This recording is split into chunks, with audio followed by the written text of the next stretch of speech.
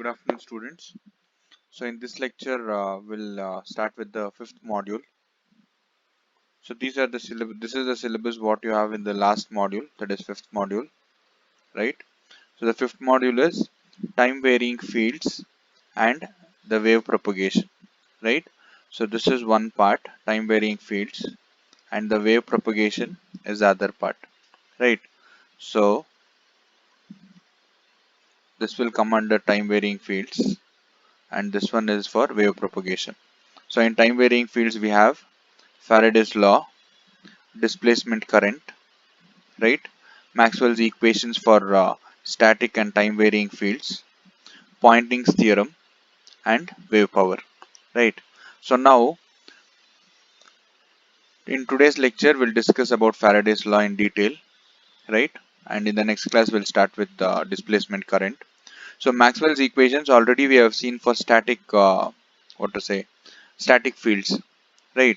So we have seen the equation. You have seen the table for Maxwell's equations. So that is for static fields. So after this module, we'll be able to obtain what are Maxwell's equation for time varying fields as well, right? Time varying fields also, and then we have Poynting theorem and wave power. And in the second part, we have wave equations. So in wave equation, wave equations, we have wave equations for E and H. We'll see what are those wave equations in the future classes. And then we have wave propagation in conductors, dielectrics, and free space. So there are some conditions for conductivity, resistance, and all those for wave propagations. For all the, for all the three things, that is conductors, dielectrics, and free space, the conditions are different. So we are going to see the three different cases for wave propagation, right? These are the mediums: conductors, dielectrics, and free space are the three mediums. So in these three mediums, we are going to study how the wave propagates, that is electromagnetic wave, right? So this is the brief idea about the fifth module, right? So now we'll start with the first part, that is Faraday's law, right? So now, yeah.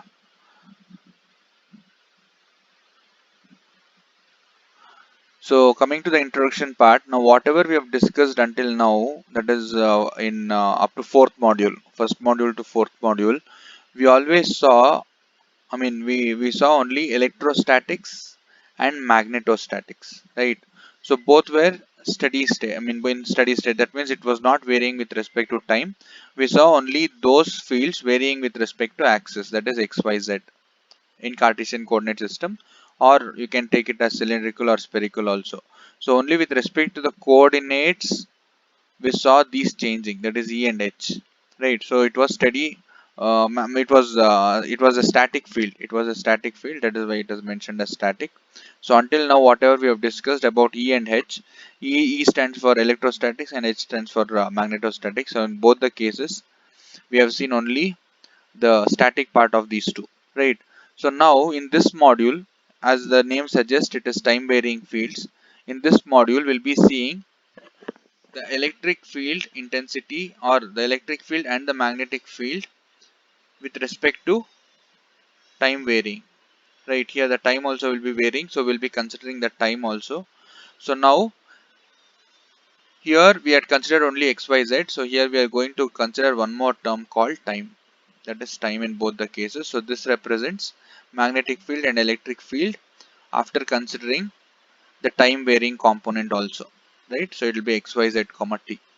So this is what about in this module we'll be discussing about the change in magnetic field and electric field with respect to time also. So stationary charges means it is electrostatic fields, steady currents means it is magnetostatic fields. So we always considered a steady magnetic field, right? If you remember, in magnetostatics we never considered the varying magnetic fields. So for steady magnetic fields, it is magnetostatics. Now in this module we are seeing about time varying currents, right? So time varying currents is nothing but it is a combination of electromagnetic fields or waves. Electromagnetic fields or waves.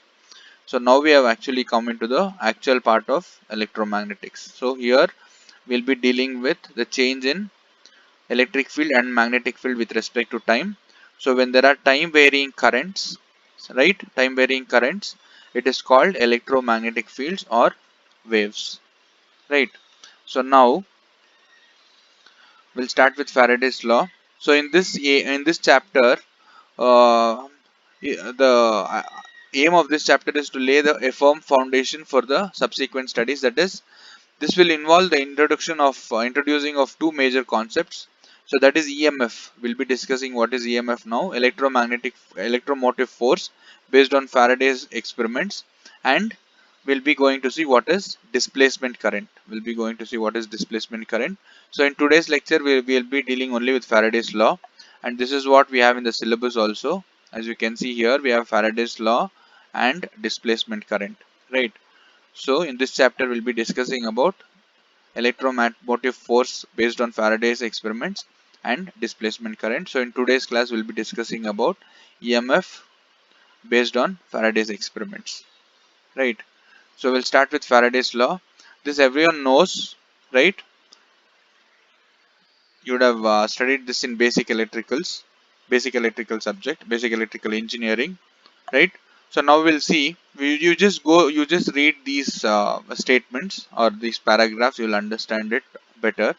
So now we'll go through this. What is there here? That is, according to Faraday's experiments, a static magnetic field produces no current flow, no current flow. But in a closed circuit, a time-varying field produces an induced voltage called electromotive force, or simply EMF, that causes a flow of current. Now here, what you have to notice, if you have a static magnetic field, that is which doesn't vary with respect to time, right? When you have a static magnetic field or a constant magnetic field, that doesn't produce any current, flow. So if you want the current to be produced, then you should have a time varying magnetic field or time varying field which produces an induced voltage, right? Which produces an induced voltage. So this induced voltage in current causes the flow of current. So uh, this is this is what Faraday law says, right? That is, when you have a constant magnetic field, you will not have any current flow. But when you have a varying magnetic field, an EMF is induced, and due to this induced EMF voltage, the current flow will be there, right? So Faraday discovered that the induced EMF, that is V EMF in volts, in any closed circuit is equal to the time rate of change of magnetic flux linkage by the circuit, right? So we have seen when we studied this inductance about this inductance in the last lecture, we saw, now if you have a loop like this, or if you have a winding like this, right? When the current flows through this, correct, we'll consider there are n number of turns here. When the current flows through this, what happens? The flux will be produced in each turn. The flux will be produced in each turn. Now, what is the total flux produced? Total flux produced in n number of turns, we call it as flux linkage. So, in one turn, if it is phi, the total flux linkage will be n phi, and that flux linkage is given by lambda. Now, what Faraday's law says that the induced EMF voltage V EMF in any closed circuit is equal to the time rate of change of magnetic flux linkage by the circuit. So we know what is lambda now. What is rate of change of magnetic flux linkage? It is nothing but d lambda. It is nothing but d lambda by dt. Correct. Now flux linkage, if I substitute the expression, lambda is equal to n phi, so n is a constant, that is number of turns. So n will be outside. I'll get d phi by dt. So this n d phi by dt should be equal to the applied EMF or the induced EMF E V EMF right, V EMF. Now we have a negative sign here, so we'll see what is that negative sign. So the same thing is written here. This is called Faraday's law, and it can be expressed as, so the induced EMF produced in any closed circuit is equal to the rate of change of flux linkage with respect to time. So lambda is equal to n d phi by n phi. So when you substitute lambda as n phi, n is a constant, so we'll get minus n d phi by dt. So this is Faraday's law, right? Where n is equal to, where lambda is equal to n phi, that is flux linkage. N is the number of turns in the circuit, as I told you, and phi is the flux through each turn. So the negative sign shows that the induced voltage, this is very important, please go through this properly. The negative sign shows that the induced voltage acts in such a way as to oppose the flux producing it. Oppose the flux producing it, right? So this EMF is obviously produced by the time varying flux, right? Time varying flux. So this negative sign shows that the induced voltage, that is this induced voltage, acts in such a way that it opposes the flux producing it. So this will be always in the opposite direction. So that is why we have a negative sign here, right? So this behavior is described by Lenz's law, which emphasizes the direction of current flow in the circuit is such that the induced magnetic field produced by the induced current will oppose the change in original magnetic field, right? Change in original magnetic field. So that is why we have this negative sign. So as of now, for Faraday's law, what you have to know is the induced EMF will be equal to minus n d phi by dt. So this is Faraday's law, right? And you have understood why there is a negative sign. It is just to oppose its cause, that is given by Lenz's law. Now we'll go to the next topic. I mean, next part of the Faraday's law. So now recall what we have what we described an electric field as one in which the electric charges experience the force, right? The electric field considered so far, the electric fields considered so far, that means in module 2 and 3, right? Considered so far caused by electric charges. In such fields, the flux lines begin and end on the charges. This also we have discussed. The properties of electric flux lines ends on the charges. However, the electric fields of other kinds are not directly caused by electric charges. These are EMF produced fields. These are EMF produced fields.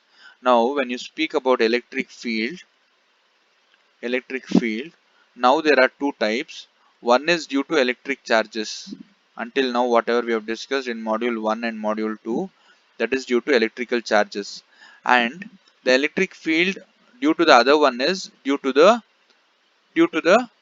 what to say EMF produced charges, that is due to EMF. Now if you remember, we have solved many problems. Now if there was a charge at one point, find the electric field intensity at some other point, right? So how did we find the electric field intensity at this point? This electric field intensity was due to only this charge present here, right? But now there is one more kind of electric field, that is called EMF, that is called EMF. So due to this EMF also, you will have some, what to say, some electric field. Until now we considered electric field only due to electric charges, but all the electric field is not only due to this electric charges, it is also due to the EMF.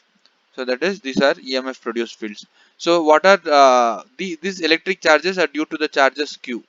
Correct, due to the charges Q. How do we get this EMF?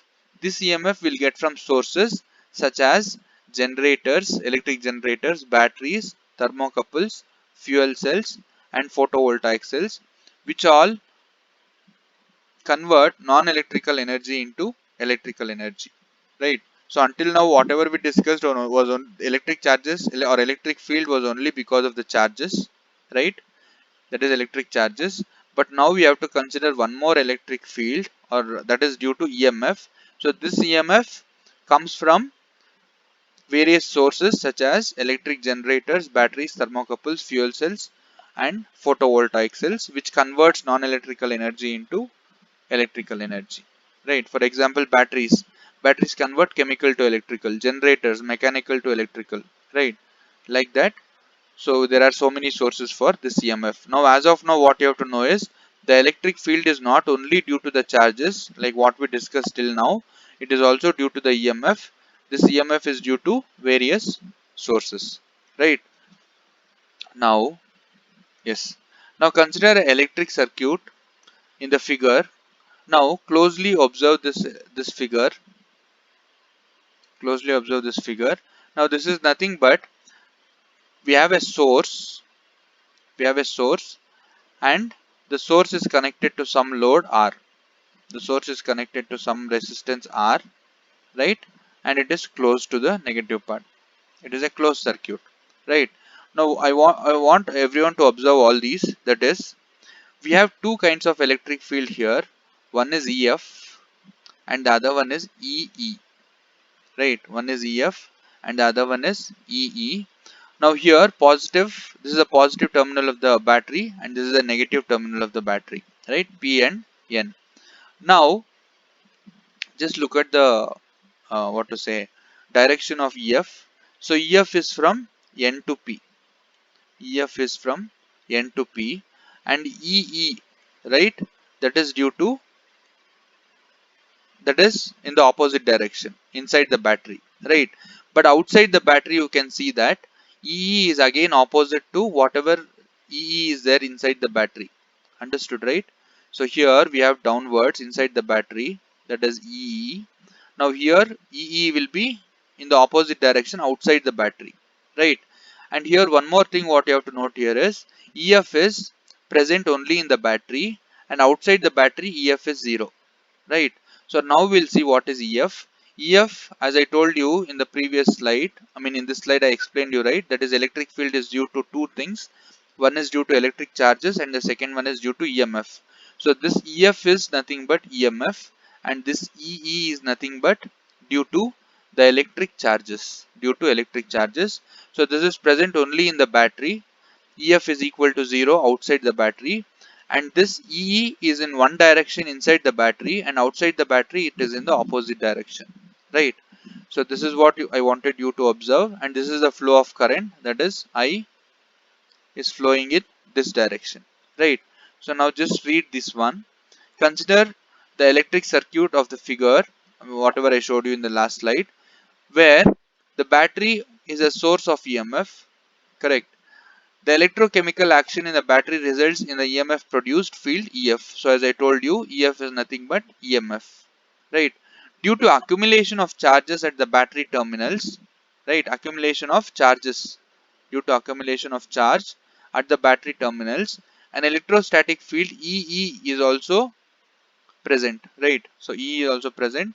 So the total electric field at any point is, so the total electric field E vector is equal to EF plus EE. So this is EMF and this is due to accumulation of charges, right?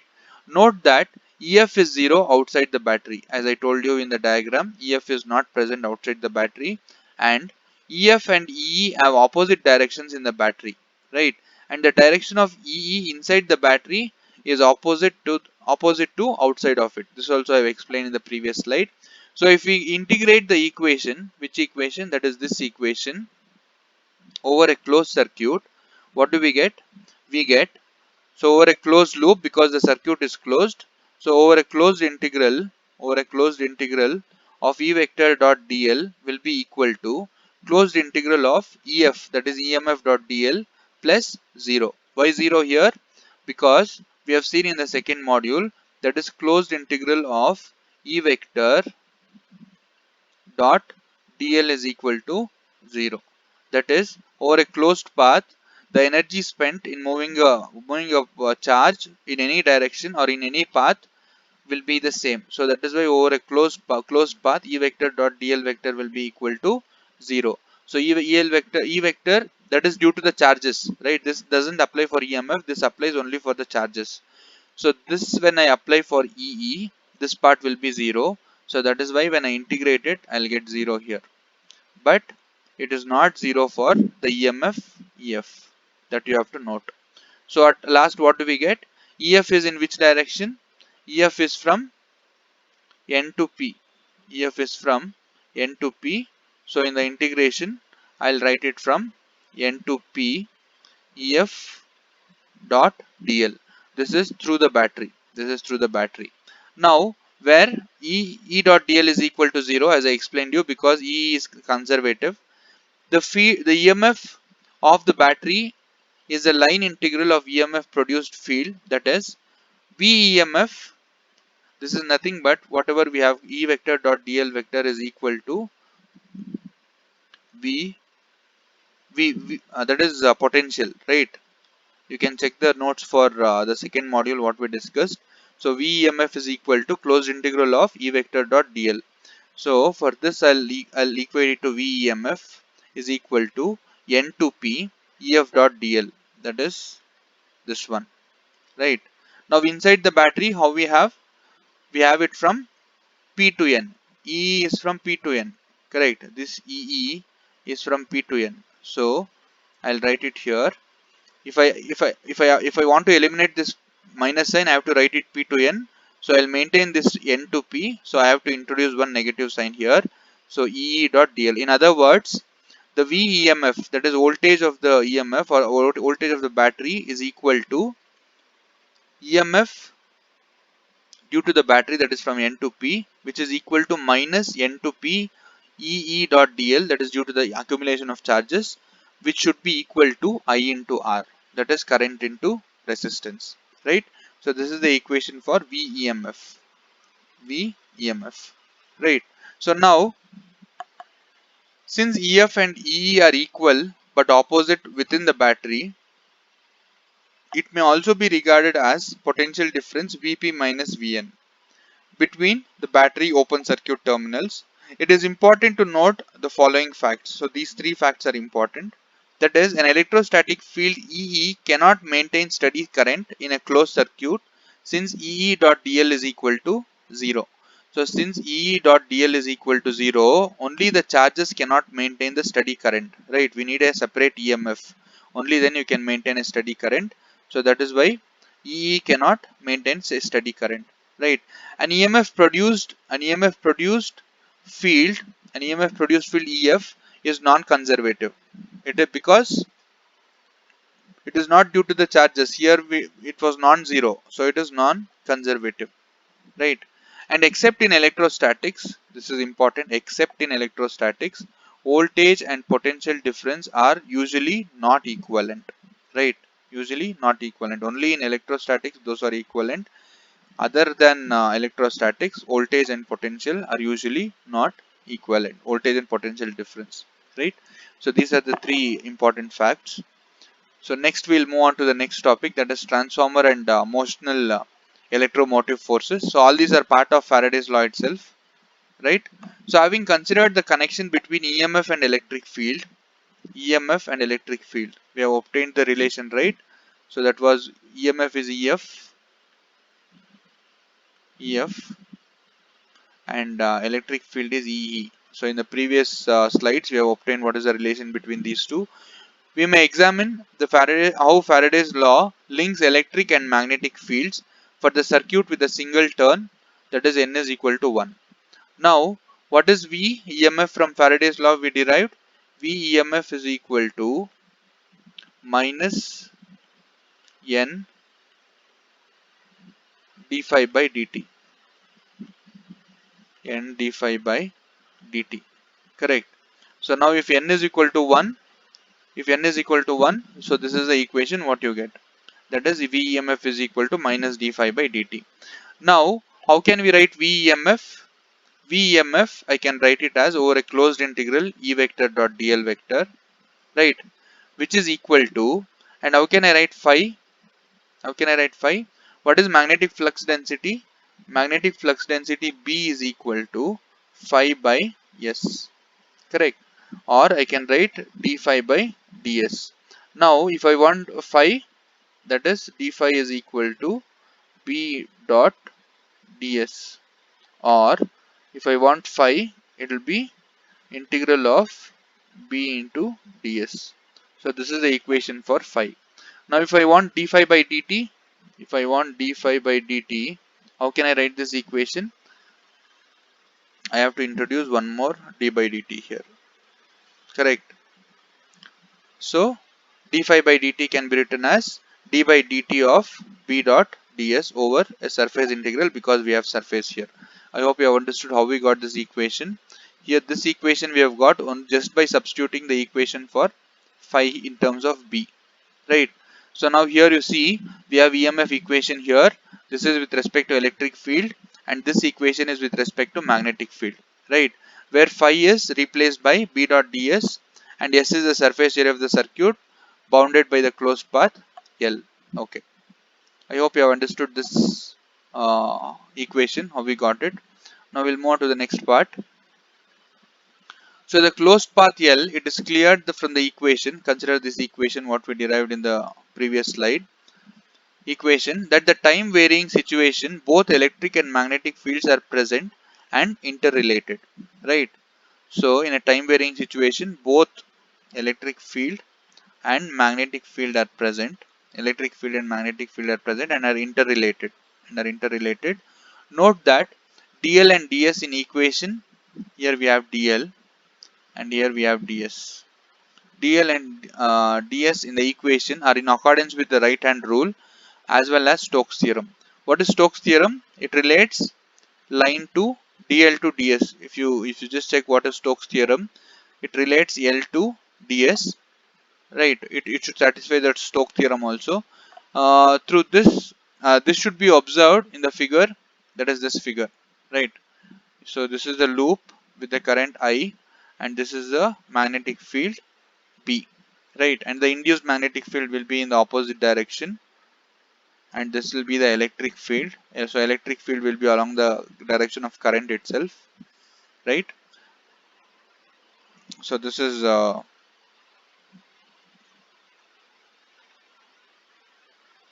you consider this figure, right?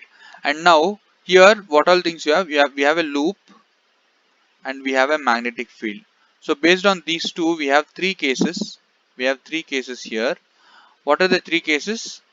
Three cases are nothing but we have first one, the variation. I mean the variation of flux with time as equation with respect to this equation and this equation. There are three ways. By having a stationary loop, that means this loop will be stationary.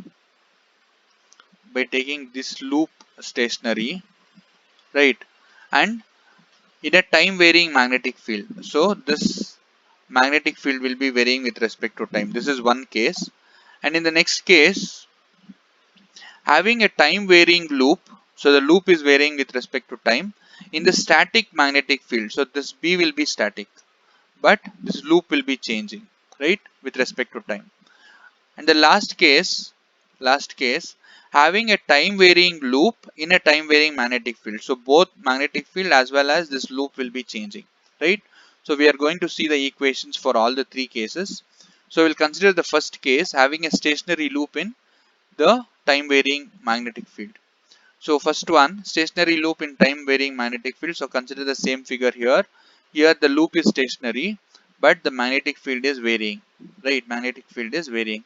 Now what is VEMF? That is potential is given by V is equal to closed integral of E dot dl, which is equal to, now here this represents the loop and this represents the magnetic field. As the name suggests here, the loop is stationary, so I am not changing any equation with respect to E. But here the magnetic field is varying. The magnetic field is varying. So I'll take this equation what we saw here, right? In this equation, this magnetic field is varying. So I have to take this d by dt inside. So if I take d by dt inside, it will become dou by dou t, right? So that is what is written here, dou b by dou t dot ds. So this is for what is a stationary loop, and this is for time varying magnetic field. Now E vector dot dl vector, from Stokes theorem I can write it as curl of E vector dot ds. Please refer Stokes theorem for this, and this equation I have written as it is, right? Now how can we write here? Both the places we have surface and ds, so I can write curl of E vector as minus what to say, surface integral of, I mean sorry, not surface, because surface and surface will get cancelled, integrals minus dou b by dou t. So curl of E vector will get this equation, when the loop is stationary and the magnetic field is varying, right? So here you have to note that for the time varying magnetic fields, the electric field is not conservative. The electric field is not conservative. Only for static fields, curl of E vector is 0. But for time varying fields, curl of E vector is not equal to 0. So this is the first case, that is stationary loop in time varying magnetic field. We'll go to the next one, that is moving loop in static magnetic field. So magnetic field is static, right? And it is also called motional EMF. Now, when a conducting loop is moving in a static magnetic field, an EMF is induced in the loop. Correct? EMF is induced in the loop. So because here we are varying the physically we are varying the loop in the magnetic field. So since the loop is changing, since the loop is moving in the magnetic field, the EMF is induced in the loop and there will be some current flow, right? Now what happens when you move the loop in the steady magnetic field? There will be force on a charge moving with a uniform velocity u in the magnetic field B, which is given by, that is, force due to magnetic field we derived when we discussed force in the previous module, right? We discussed force and torque. So you can see we had Fe and Fm. So you just refer the equation for Fm, that is magnetic force. This was the equation what we had. Fm is equal to Qu cross B. Now how to get E from this? So motional EMF Em is given by magnetic force per unit charge.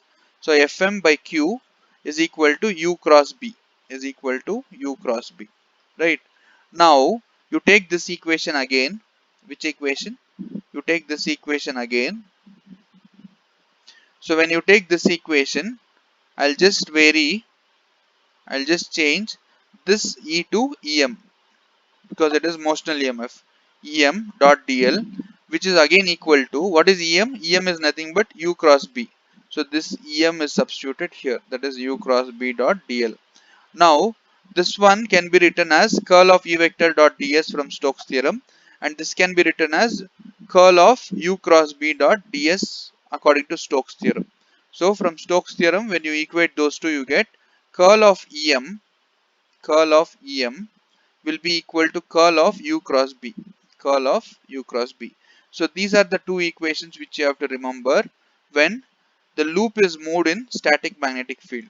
So the example for this one is nothing but, what is the principle of generator?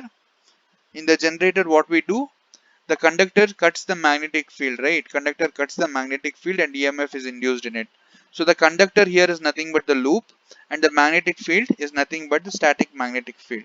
So that is why here this type of EMF is called motional EMF or flux cutting EMF, because it is due to motional action.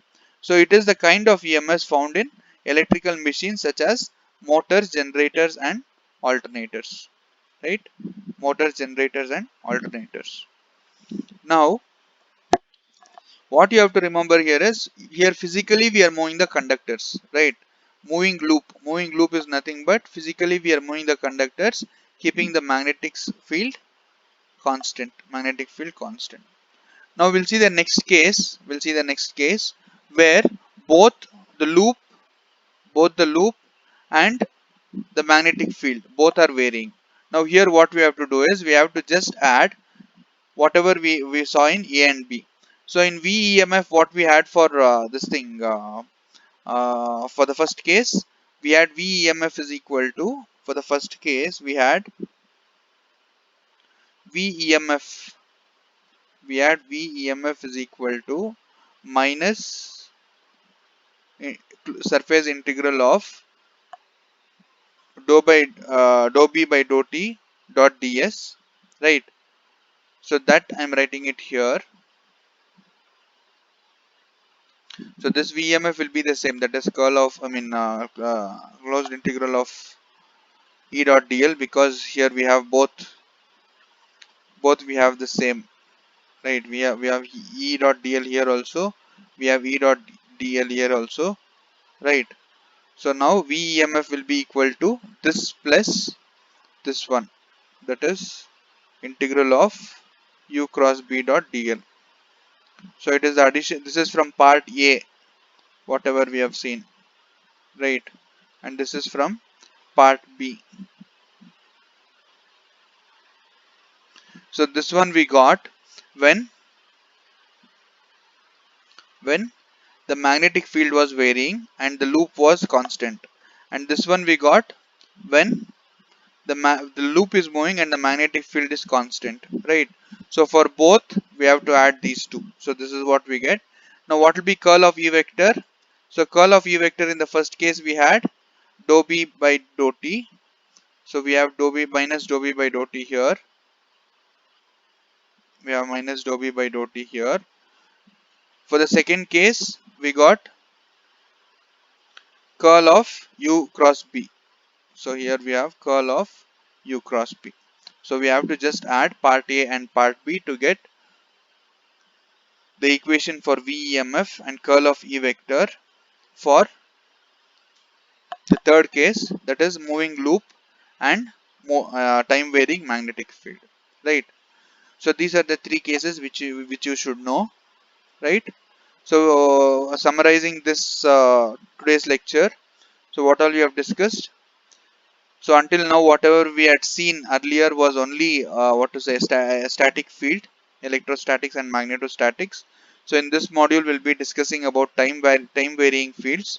So E and H, or electric field and magnetic field, will be varying with respect to one more component, that is time. So that is why this module is called time varying fields, right? So then we started with Faraday's law, where we derived VEMF is equal to minus d flux. VEMF is equal to rate of change of flux linkage with respect to time, and we have negative sign because whatever EMF is induced, it will oppose the main magnetic field. So that is given by Lenz's law, right? And then we saw the circuit here. In this circuit we related the EMF electric field and the electric field due to charges, and the electric field due to charges, we saw that electric field inside the battery will be opposing the EMF field, but outside the circuit, EMF, that is EMF field and the charges field, both will be in the same direction, right? And based on this we obtained the relation, that is VEMF is equal to here. So we saw that closed integral of E dot dl, total E dot dl will have only the MMF1, and due to the charges it will be 0, because we have seen that E vector due to charges is conservative, so this will be 0, right? So through the battery whatever we got was integral n to p ef dot dl, but when you consider the outside, it will be VEMF is equal to n to p ef dot dl will be same as minus n to p E dot dl, which is equal to I into R, where I is current and R is resistance, right? And then we saw there are three cases. I mean, yeah, here here we saw three cases. One is by having a stationary loop and time varying magnetic field, and again we saw, second case we saw time varying loop and static magnetic field, and then we saw both loop and magnetic field varying. So we obtained the equations for what to say VEMF and curl of U vector for all the three cases, right? So you have to remember these equations, that is VEMF and curl of U vector for all the three cases, right? So in the next class we'll discuss about displacement current, right? We'll discuss about displacement current. I hope you have understood today's lecture, right? So we'll see in the next lecture. Thank you.